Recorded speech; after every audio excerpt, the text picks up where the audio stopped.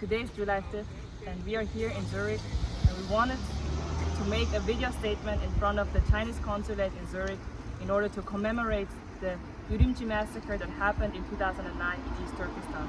The Chinese consulate called the police upon us, and they have sent 20 policemen and women to stop us from going there, from making this video statement. We tried to talk to the police to explain what we are doing. We are here to peacefully raise awareness about this day, about the Urumqi massacre that happened in 2009.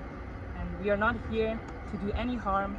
We are here to make a non-violent, peaceful action, and they stopped us from expressing our own opinion.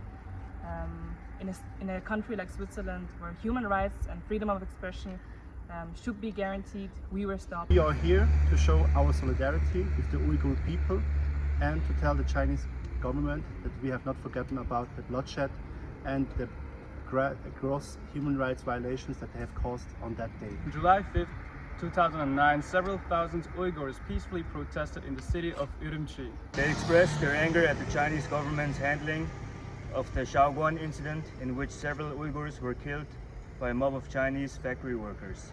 In the protest on July 5th, Uyghurs demanded to be treated equally and their rights and their freedoms to be respected. The Chinese government responded with hundreds of policemen armed with shields, rifles and clubs who interfered in this initially peaceful protest to cause to escalate. In the following 2 days, hundreds of protesters were killed or kidnapped by the Chinese government. Many families still do not have any information about the fate of their loved ones. Today, the CCP's treatment of Uyghurs have morphed from systematic repression and discrimination to total assimilation and demographic genocide. We demand from the Chinese government to immediately stop the gross human rights violations that are taking place in East Turkestan. Close the internment camps, stop the mass sterilization of Uyghur women, and restore freedom and human rights in East Turkestan.